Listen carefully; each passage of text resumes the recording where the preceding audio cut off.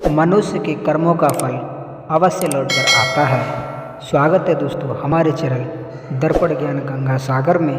दोस्तों आपसे निवेदन है कि अगर चैनल पर पहली बार हैं तो चैनल के लिए अवश्य सब्सक्राइब करें और वीडियो को लाइक करें, क्योंकि आपका एक सब्सक्राइब हमारे लिए बहुत महत्व रखता है। इसलिए चैनल को अभी सब्सक्राइब करें और घंटी वाले बटन को अवश्य प्रेस करें। तो चलिए देखते हैं मनुष्य के कर्मों का फल कैसे लौट कर आता है। तो देखते हैं इस कहानी की तरफ। कहना है अपने कर्मों से किसी का दिल नहीं दुखाना चाहिए, क्योंकि ना तो किसी की दुआ खाली जाती है और ना तो किसी की बद्दुआ।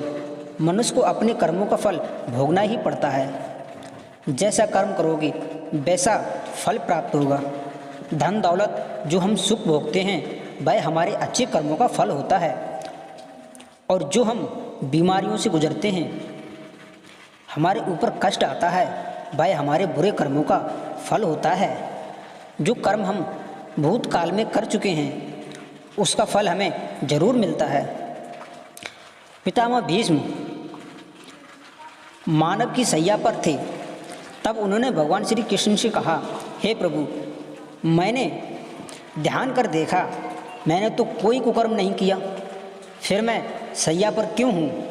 तब श्री कृष्ण मुस्कुराते हुए बोले, तुमने अपने पूर्व जन्म में जब तुम वन में घूमने गए तब तुमने टिड्डी के शरीर में आपने एक कांटा छेदा था, उसी का फल आप भुगत रहे हो। जो आप सैया पर लेटे हो ये उसी का फल मिल रहा है। तो चलिए इसके लिए एक कहानी के माध्यम से जानते हैं। एक साधु एक गांव में रोज़ भिक्षा मांगने जाता था। जिस घर में भी जाता तो उसे आटा चावल दाल कुछ भी दे देते थे। वह साधु इसी तरह अपना पेट भर लिया करता था।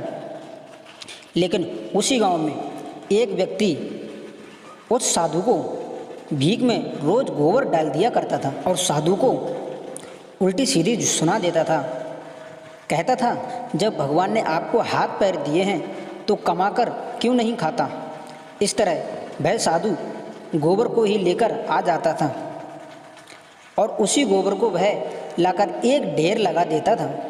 साधु रोज भीख मांगने जाता और वह व्यक्ति रोज गोबर डाल देता, लेकिन गांव वाले खाना दिया करते थे पर वो व्यक्ति गोबर ही दिया करता था। ऐसा करते करते दोनों का समय व्यतीत हो गया और जब वह दोनों अपनी यात्रा पूरी कर भगवान के घर पहुँचे तो उसी व्यक्ति को भगवान के घर खाने में गोबर मिला। तब वह व्यक्ति भगवान से बोला, प्रभु, मुझे खाने में गोबर क्यों दिया और मैं गोबर कैसे खा सकता हूँ? तब भगवान बोले, अरे मूर्ख, जब यह साधु तेरे पास भीख मांगने गया तो तूने इसको गोबर ही दान किया था, क्योंकि इस साधु का काम मांगकर खाना था।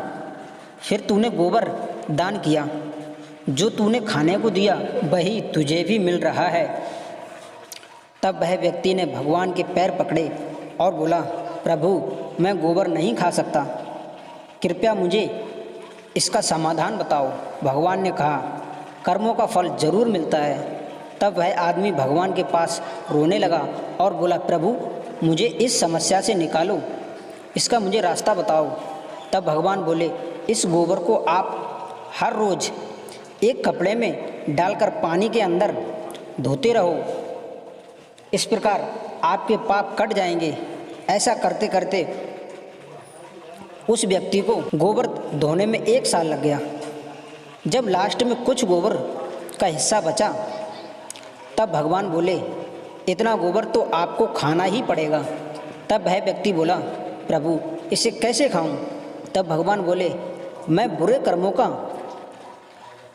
अंत नहीं कर सकता, क्योंकि मैं बुरे कर्मों को कुछ कम तो कर सकता हूँ परंतु बिल्कुल ख़त्म नहीं कर सकता, इसलिए आपको यह गोबर खाना ही पड़ेगा। भगवान ने उसे समझाया, आप गोबर खाने से बच गए।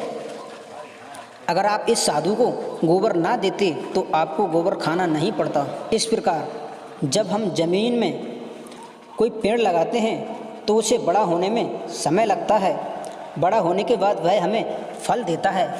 इसी प्रकार किसी को भी फल का फल एक दिन में नहीं मिलता।